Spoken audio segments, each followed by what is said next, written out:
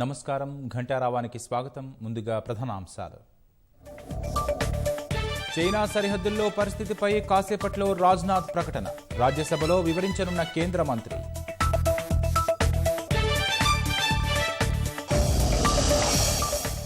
CLP నేత భట్టి ఇంటికి వెళ్లిన మంత్రి తలసాని. పలుచోట్ల 2 పడక గదుల ఇళ్లు పరిశీలిస్తున్న నేతలు.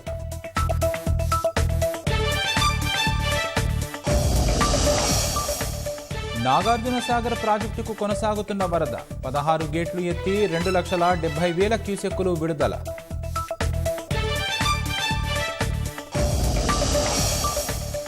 భద్రాచలం కేంద్రంగా సాగుతున్న గంజాయి దందా. డబ్బు కోసం సరఫరాదారులుగా మారుతున్న యువత.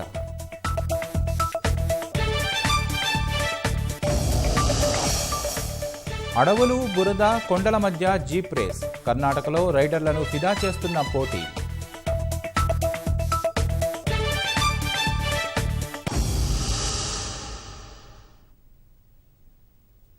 రాష్ట్ర పశుసంవర్ధక శాఖ మంత్రి తలసాని శ్రీనివాస్ యాదవ్ సీఎల్పీ నేత భట్టి విక్రమార్క నివాసానికి వెళ్లి కలిశారు. మంత్రి భట్టి నివాసానికి చేరుకోగానే ఎదురుగా వెళ్లిన సీఎల్పీ నేత సాదర స్వాగతం పలికారు. హైదరాబాద్లో 2 పడక గదుల ఇళ్ల అంశంపై నిన్న శాసనసభలో భట్టి విక్రమార్క, మంత్రి శ్రీనివాస్ యాదవ్ మధ్య ఆసక్తికర సంభాషణ సాగింది. 1,00,000 ఇళ్లు రాజధానిలో ఎక్కడ నిర్మించారో చూపాలని భట్టి సవాల్ విసరగా స్పందించిన మంత్రి తలసాని శ్రీనివాస్ యాదవ్ స్వయంగా వెంట తీసుకువెళ్లి చూపిస్తానని తెలిపారు. అందుకు అనుగుణంగా భట్టి నివాసానికి మేయర్తో కలిసి వచ్చిన మంత్రి అసెంబ్లీలో మాట ఇచ్చిన ప్రకారంగా డబుల్ బెడ్రూమ్ ఇళ్లు పరిశీలనకు తీసుకెళ్లారు. జియాగూడ, గోడికే కబర్, కట్టెలమండి, సిసి నగర్, అంబేద్కర్ నగర్, కొల్లూరులో ఇళ్లు చూపించేందుకు మంత్రి తలసాని భట్టిని తీసుకెళ్లారు. అందులో భాగంగా తొలుత జియాగూడలో పక్కా ఇళ్ల నిర్మాణాన్ని పరిశీలించారు.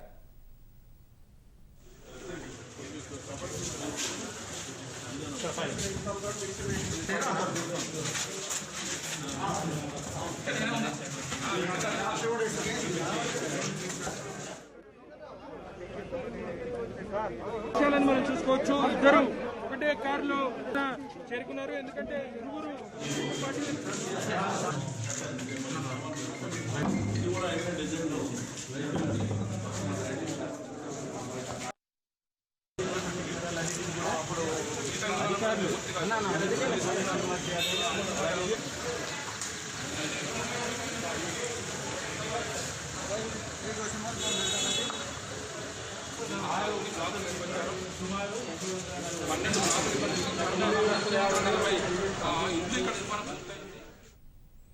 రాష్ట్ర పశుసంవర్ధక శాఖ మంత్రి తలసాని శ్రీనివాస్ యాదవ్ సీఎల్పీ నేత భట్టి విక్రమార్క నివాసానికి వెళ్లి కలిశారు. మంత్రి భట్టి నివాసానికి చేరుకోగానే ఎదురుగా వెళ్లిన సీఎల్పీ నేత సాదర స్వాగతం పలికారు. హైదరాబాద్లో 2 పడక గదుల ఇళ్ల అంశంపై నిన్న శాసనసభలో భట్టి విక్రమార్క, మంత్రి శ్రీనివాస్ యాదవ్ మధ్య ఆసక్తికర సంభాషణ సాగింది. 1,00,000 ఇళ్లు రాజధానిలో ఎక్కడ నిర్మించారో చూపాలని భట్టి సవాల్ విసరగా స్పందించిన మంత్రి తలసాని శ్రీనివాస్ స్వయంగా వెంట తీసుకెళ్లి చూపిస్తానని తెలిపారు.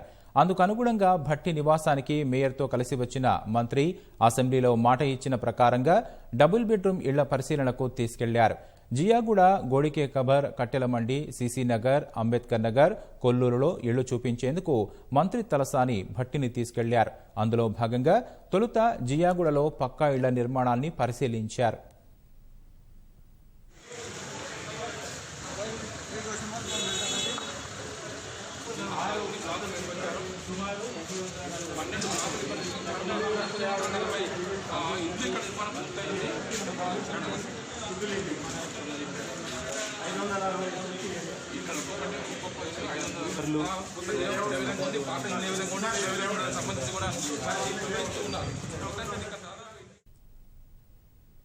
గల్ఫ్ దేశాల జైళ్లలో మగ్గుతున్న భారతీయులను స్వదేశానికి తీసుకొచ్చేందుకు చర్యలు తీసుకోవాలని మాజీ ఎంపీ పొన్నం ప్రభాకర్ రాష్ట్రపతికి, ప్రధానమంత్రికి లేఖలు రాశారు. భారత్ మినహా ఇతర దేశాలకు చెందిన వారిని ఆయా దేశాలు స్వస్థలాలకు తరలిస్తున్నాయని పేర్కొన్నారు. ప్రవాస భారతీయులు తెలిపిన వివరాల మేరకు జైళ్లలో ఉన్న యువత వీడియోలను జత చేస్తూ లేఖలు రాసినట్లు పొన్నం వివరించారు. వారి కుటుంబ సభ్యులు తీవ్ర ఆందోళన చెందుతున్నారని, కేంద్రం తక్షణ చర్యలకు పూనుకోవాలని విజ్ఞప్తి చేశారు. భారతదేశానికి సంబంధించిన, తెలంగాణకు సంబంధించిన అనేక మంది అరబ్ కంట్రీస్ జైళ్లలో ఉన్నారు. ప్రవాస భారతీయులు ఇచ్చిన సమాచారం మేరకు సంబంధిత వీడియోలు, విజ్ఞాపన పత్రాల్ని ప్రధానమంత్రి గారికి, అదేవిధంగా హోంశాఖ మంత్రి గారికి, విదేశాంగ శాఖ మంత్రి గారికి పంపుతా ఉన్నాం. దయచేసి వెంటనే స్పందించి వేరే దేశాల వాళ్ళని అక్కడి నుంచి తీసుకెళ్తా ఉన్నారని చెప్తా ఉన్నారు. భారతదేశం నుంచి ఎంతమంది అయితే ఖైదీలుగా ఉన్నారో వితౌట్ ఎనీ రీజన్ వాళ్ళందరినీ కూడా తిరిగి భారతదేశానికి తీసుకురావాల్సిందిగా ఈ సందర్భంగా విజ్ఞప్తి చేస్తూ గౌరవ ప్రధానమంత్రి గారికి లేఖ రాస్తాను. సెప్టెంబర్ 17ను రాష్ట్రంలోని ఆయా పార్టీలు విమోచన, విలీన దినోత్సవంగా జరుపుకున్నాయి. కార్యాలయాల్లో జాతీయ జెండా ఎగురవేసిన నేతలు అమరవీరుల త్యాగాలను స్మరించుకున్నారు. ప్రభుత్వం అధికారికంగా నిర్వహించాలని భాజపా డిమాండ్ చేసింది. తెరాస, కాంగ్రెస్లు మాత్రం విలీన దినోత్సవంగా జరుపుకున్నాయి.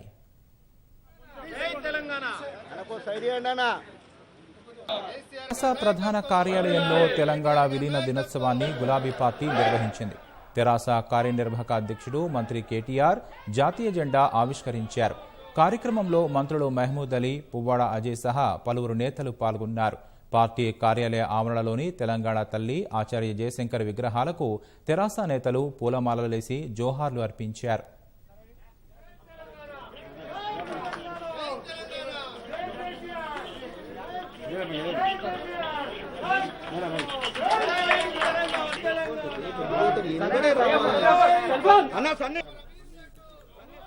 తెలంగాణ విమోచన దినోత్సవాన్ని అధికారికంగా జరపాలని కేంద్ర హోంశాఖ సహాయ మంత్రి కిషన్ రెడ్డి డిమాండ్ చేశారు. ఢిల్లీలోని ఆయన నివాసంలో జాతీయ జెండా ఆవిష్కరించి రాష్ట్ర ప్రజలకు శుభాకాంక్షలు తెలిపారు.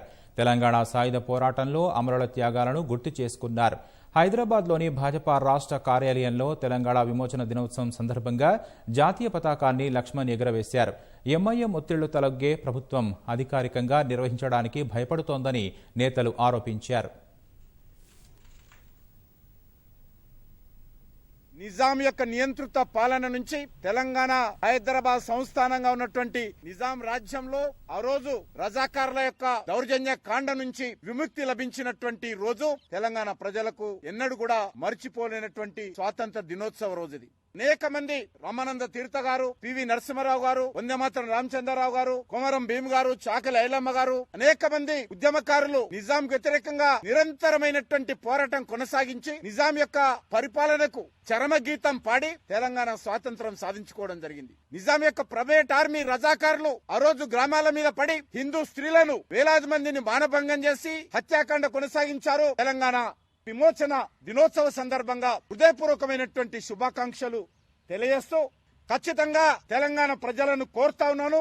తెలంగాణ ప్రజల ఆత్మ గౌరవాన్ని, ఆత్మాభిమానాన్ని, తెలంగాణ పోరాట చరిత్రను, తెలంగాణ అమరవీరుల ఆత్మ యొక్క శాంతి కలగాలంటే ఈ యొక్క తెలంగాణ విమోచన ఉత్సవాలు అధికార పూర్వకంగా జరపాలి. వాళ్ళు చేసినటువంటి పోరాట చరిత్ర భావితరాలకు అందే విధంగా ఒక అద్భుతమైనటువంటి స్ఫూర్తి కేంద్రం నిర్మాణం జరగాలి.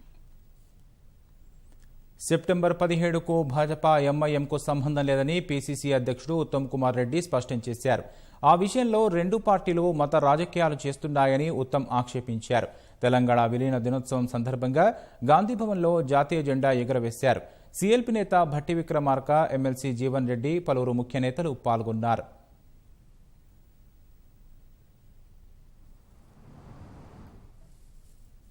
కేవలం ఆనాటి కేంద్ర ప్రభుత్వం జవహర్ లాల్ నెహ్రూ గారు ప్రధానమంత్రిగా, సర్దార్ వల్లభాయ్ పటేల్ గారు ఉప ప్రధానమంత్రిగా, హోంమంత్రిగా వారు తీసుకున్న ఆర్మీ చర్యల ద్వారా నిజాం సంస్థానాన్ని హైదరాబాద్లో విలీనం చేయడం జరిగింది. కాంగ్రెస్, కమ్యూనిస్టులు తప్పితే మరి ఎవరు కూడా హైదరాబాద్ సంస్థానం భారతదేశంలో విలీనం కావడానికి కారకులు కారు అని చెప్పి ఈరోజు చెప్పాల్సిన అవసరం ఉంది. కొంత మతపరమైన రంగు పూయడం ఇది దురదృష్టకరం అని చెప్పి కూడా నేను మనవి చేస్తున్నాను. తెలంగాణ రాష్ట్రం ఏర్పడిన తర్వాత ఒక్క కల్వకుంట్ల కుటుంబం తప్పితే మరెవరికి మేలు జరగలేదనే విషయాన్ని కూడా మా అందరం గుర్తు చేసుకుందాం. సమాజంలో అన్ని వర్గాలకు కూడా మరి కేసీఆర్ మోసం చేసిన విషయం మా అందరం కూడా ప్రజల్లోకి మరోమారు తీసుకుపోదామని చెప్పి మీ అందరికీ మనవి చేస్తున్నాను. తెలుగుదేశం ప్రధాన కార్యాలయంలో పార్టీ శ్రేణులు సెప్టెంబర్ 17ను జరుపుకున్నాయి. నాటి తెలంగాణ సాయుధ పోరాటంలో అమరుల త్యాగాలను నేతలు స్మరించుకున్నారు. తెరాస ప్రభుత్వం ద్వంద్వ విధానాలను అనుసరిస్తోందని ఎల్రమణ దుయ్యబట్టారు. సిపిఐ రాష్ట్ర కార్యాలయం మగ్దూం భవన్లో చాడ వెంకటరెడ్డి జాతీయ జెండా ఎగురవేశారు. పాలకులు తెలంగాణ సాయుధ పోరాట చరిత్రను వక్రీకరిస్తే కాలగర్భంలో కలిసిపోతారని ఆయన హెచ్చరించారు. తెలంగాణ జనసమితి అధ్యక్షుడు కోదండరాం పార్టీ కార్యాలయంలో జాతీయ పతాకాన్ని ఎగురవేశారు.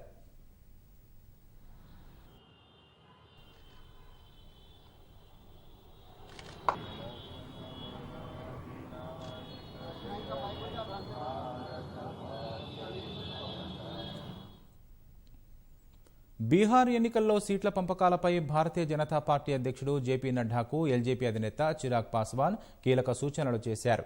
జేడీయూ కంటే ఎక్కువ స్థానాల్లో పోటీ చేయాలని భాజపాను కోరారు. ఈ మేరకు జేపీ నడ్డాను కలిసి సూచించినట్లు ఎల్జేపీ వర్గాలు తెలిపాయి. బీహార్తో పాటు కేంద్రంలో భాజపా, జేడీయూ, ఎల్జేపీ కూటమిగా పనిచేస్తుండగా ప్రస్తుతం బీహార్ ఎన్నికల్లో సీట్ల పంపకాలపై 3 పార్టీల మధ్య చర్చలు జరుపుతున్నాయి. నితీష్ కుమార్ ప్రభుత్వాన్ని లక్ష్యంగా చేసుకుంటూ తరచూ విమర్శలు చేస్తున్న చిరాగ్ పాస్వాన్ భాజపాకు తాజా ప్రతిపాదన చేయడం ప్రాధాన్యం సంతరించుకుంది. సంగారెడ్డి జిల్లా నారాయణఖేడ్ నియోజకవర్గంలో నిన్న రాత్రి ఉరుములు మెరుపులతో కూడిన భారీ వర్షం కురిసింది. ఈదురుగాలుల తాకిడికి కంగ్టే, కల్హేర్, సిర్గాపూర్ మండలాల్లో చెట్లు, విద్యుత్ స్తంభాలు నేలకొరిగాయి. కొన్ని ఇండ్లపై ఎగిరిపోయాయి. రాత్రంతా ప్రాణాలు అరచేతిలో పెట్టుకుని బిక్కుబిక్కుమంటూ గడిపామని స్థానికులు వాపోయారు.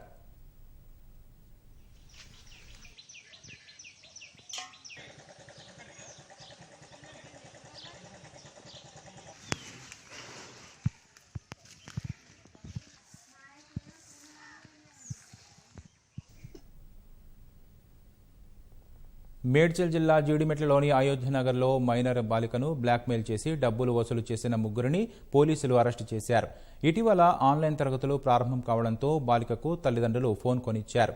ఈ క్రమంలో ఆమె సామాజిక మాధ్యమాలు వినియోగించడం మొదలుపెట్టగా 3 యువకులతో పరిచయం ఏర్పడింది.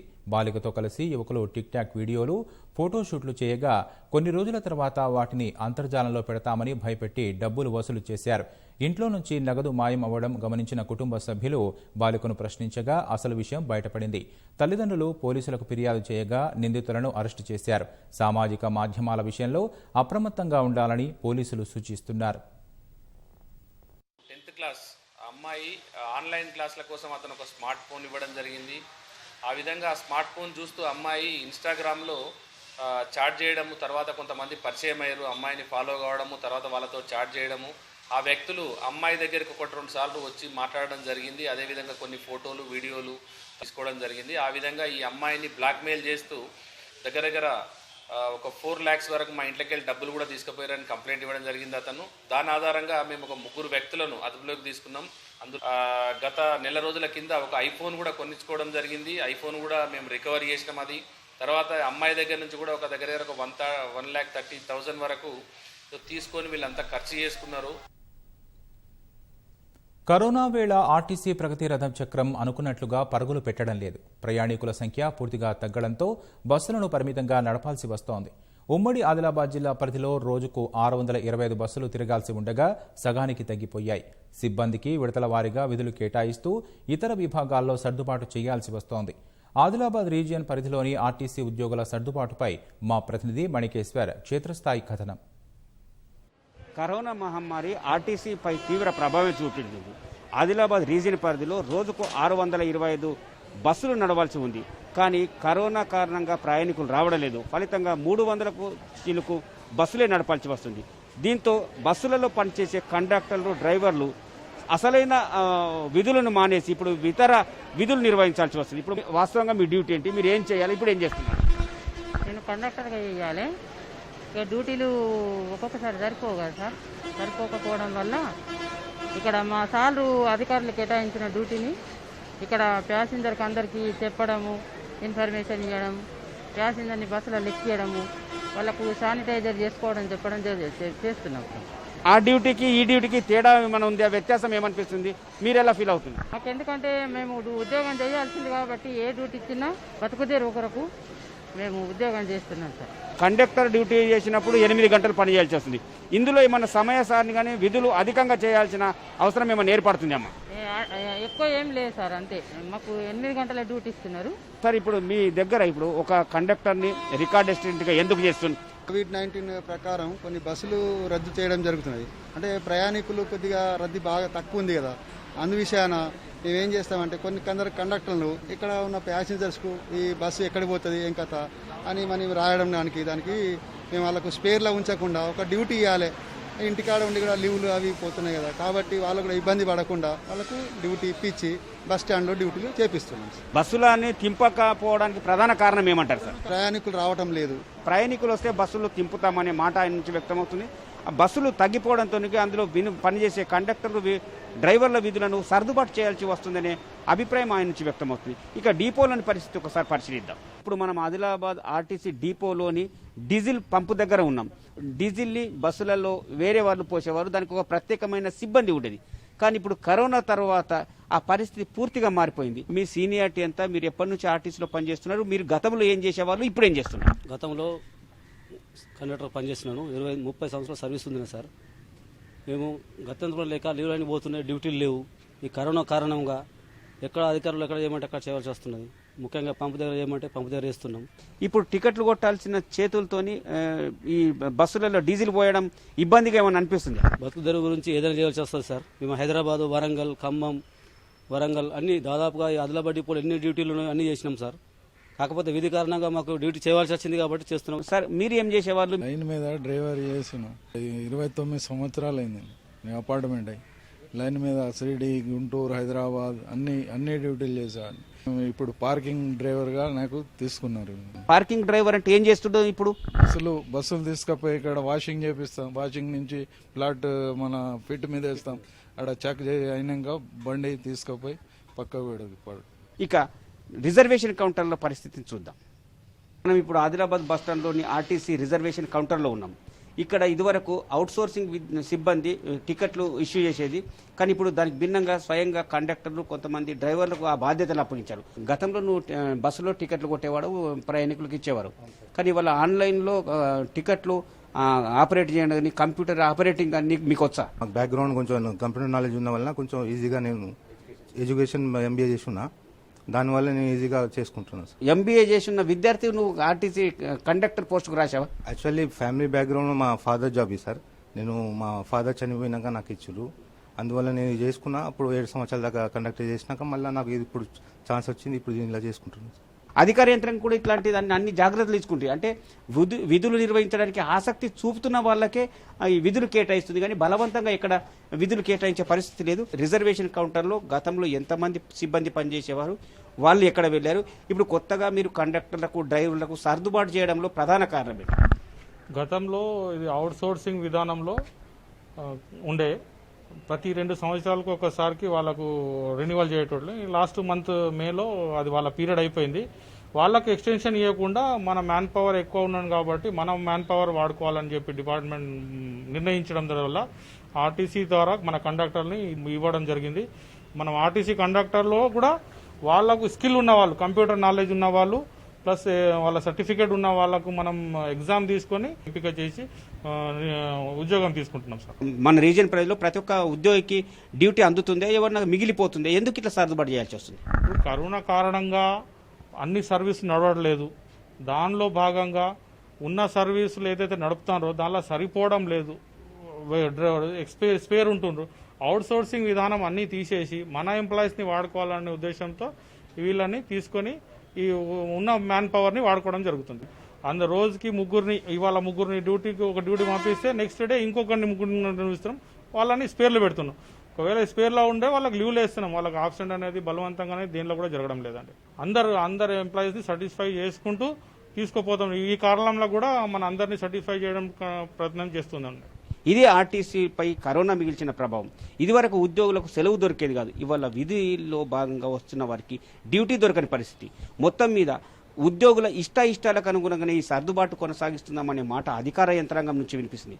దానికి అనుగుణంగానే ఆర్టీసీ బస్సు ముందుకు జరుగుతుంది. ఇక ఈ పరీక్ష ఎన్ని రోజులకు తీరుతుంది అనేది కాలమే నిర్ణయించాల్సి ఉంది. కెమెరామెన్ కిరణ్తో మణికేశ్వర్, ఈటీవీ న్యూస్, ఆదిలాబాద్.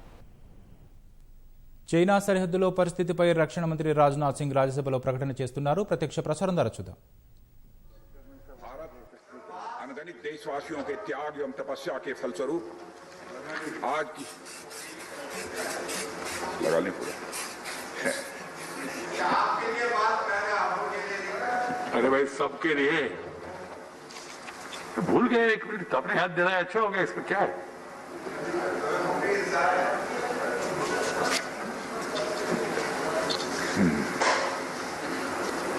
आदरणीय सभापति महोदय, लद्दाख की सीमाओं पर विगत कुछ महीनों में घटित घटनाओं का ब्यौरा सदन के सम्मानित सदस्यों के सामने रखने के लिए आज मैं यहां उपस्थित हूं।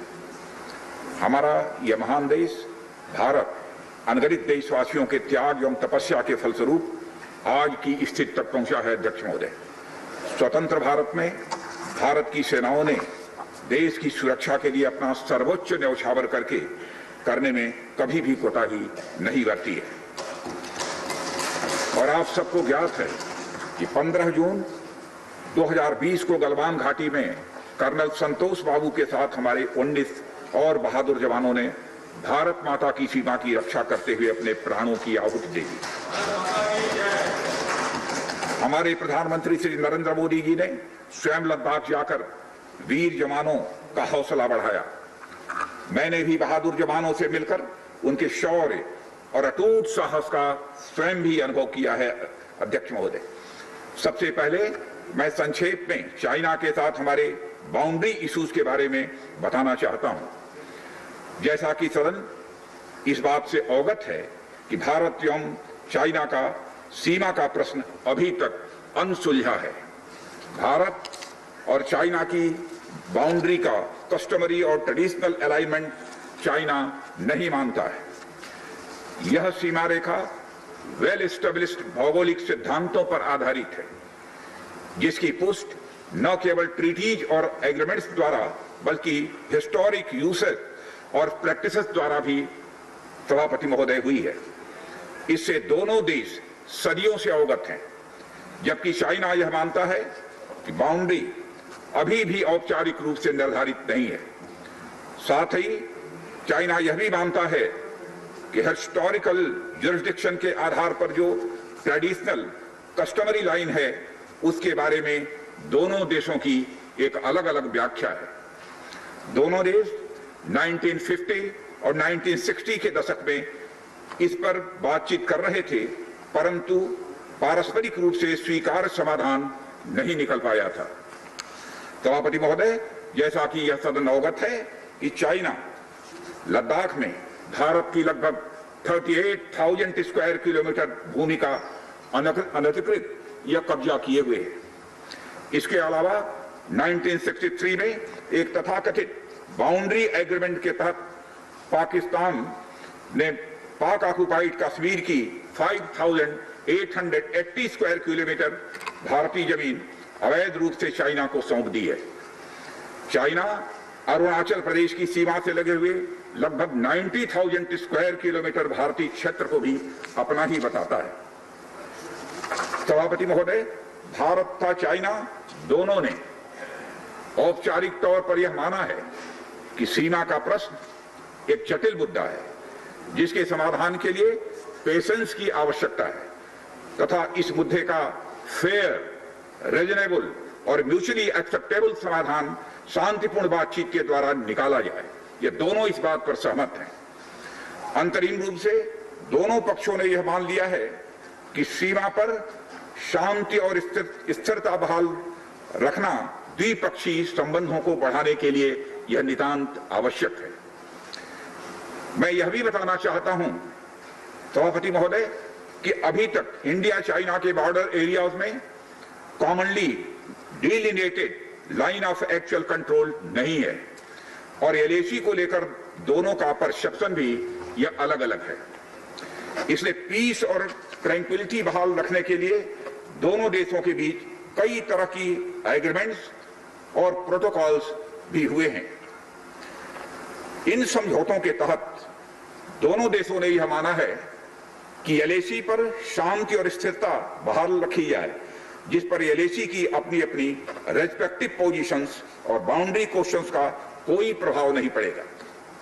इस आधार पर वर्ष 1988 के बाद से दोनों देशों के बाइलेटरल रिलेशंस में काफी विकास भी हुआ है। भारत का मानना है कि बाइलेटरल रिलेशंस को विकसित किया जा सकता है तथा साथ ही साथ बाउंड्री के मुद्दे के समाधान के बारे में चर्चा भी की जा सकती है। यह हम दोनों काम कर सकते हैं, परंतु एलएसी पर पीस और ट्रैंक्विलिटी में किसी भी प्रकार की गंभीर स्थिति का बाइलेटरल रिलेशंस पर निश्चित रूप से असर पड़ेगा, यह बात भी दोनों पक्षों को अच्छी तरह समझनी चाहिए। वर्ष 1993 और 1996 के समझौते में इस बात का जिक्र है कि एलएसी के पास दोनों देश अपनी सेनाओं की संख्या कम से कम रखेंगे। समझौते में यह भी है कि जब तक बाउंड्री इशू का पूर्ण समाधान नहीं होता है तब तक एलएसी को स्ट्रिक्टली रेस्पेक्ट और एडहर किया जाएगा और उसका उल्लंघन किसी भी सूरत में नहीं किया जाएगा। सभापति महोदय, इन समझौतों में भारत व चाइना एलएसी के क्लैरिफिकेशन द्वारा एक कॉमन अंडरस्टैंडिंग पर पहुंचने के लिए भी प्रतिबद्ध हुए थे, पूरी तरह से कमिटेड थे। इसके आधार पर 1990 से 2003 तक दोनों देशों द्वारा एलएसी पर एक कॉमन अंडरस्टैंडिंग बनाने की कोशिश की गई, लेकिन इसके बाद चाइना ने इस कार्रवाई को आगे बढ़ाने पर अपनी सहमति नहीं जताई। इसके कारण कई जगहों पर चाइना तथा भारत के बीच एलएसी परसेप्शंस में ओवरलैप बराबर बना रहता है। इन क्षेत्रों में तथा बॉर्डर के कुछ अन्य इलाकों में दूसरे समझौतों के आधार पर दोनों की सेनाएं फेस आसाद की स्थिति का बराबर समाधान निकालती हैं, जिससे कि शांति कायम रहे। सभापति महोदय, इससे पहले कि मैं सदन को वर्तमान स्थिति के बारे में बताऊं, मैं यह बताना चाहता हूं कि सरकार की विभिन्न इंटेलिजेंस एजेंसीज के बीच कोऑर्डिनेशन का एक इलेबोरेट और टाइम टेस्टेड मैकेनिज्म है, जिसमें सेंट्रल पुलिस फोर्सेस और तीनों आर्म्ड फोर्सेस की इंटेलिजेंस एजेंसीज भी शामिल हैं। टेक्निकल और ह्यूमन इंटेलिजेंस को लगातार कोऑर्डिनेटेड तरीके से इकट्ठा किया जाता है तथा आर्म्ड फोर्सेस से उनके डिसीजन मेकिंग के लिए शेयर भी किया जाता है। सभापति महोदय, मैं अब सदन को इस साल उत्पन्न परिस्थितियों के बारे में अवगत कराना चाहता हूं। अप्रैल माह से ईस्टर्न लद्दाख की सीमा पर चाइना ने सेनाओं की संख्या तथा उनके आर्मामेंट्स में वृद्धि की है, जिसे स्पष्ट रूप से देखा गया है। मई महीने के प्रारंभ में चाइना ने गलवान घाटी क्षेत्र में हमारी ट्रूप्स की नॉर्मल ट्रेडिशनल पेट्रोलिंग पैटर्न में व्यवधान डालना शुरू किया, जिसके कारण फेस ऑफ की स्थिति उत्पन्न हुई। ग्राउंड कमांडर्स द्वारा इस समस्या को सुलझाने के लिए विभिन्न समझौतों तथा प्रोटोकॉल के तहत वार्ता की जा रही थी कि इसी बीच मई महीने के मध्य में सभापति महोदय, चाइना द्वारा वेस्टर्न सेक्टर में कई स्थानों पर एलएसी पर ट्रांसग्रेशन करने की कोशिश की गई। इसमें कोंकला, गोगरा और पेंगोंग लेक का नॉर्थ बैंक शामिल है। इन कोशिशों को हमारी सेनाओं ने समय पर देख लिया तथा उसके लिए आवश्यक जवाबी कार्रवाई भी हमारी सेना ने की, सभापति महोदय। और हमने चाइना को डिप्लोमेटिक तथा मिलिट्री चैनल्स के माध्यम से यह अवगत करा दिया इस प्रकार की गतिविधियां यथास्थिति को, यानी स्टेटस को एक तरफा बदलने का प्रयास है, और यह भी साफ कर दिया कि ये प्रयास हमें किसी भी सूरत में सभापति महोदय मंजूर नहीं है।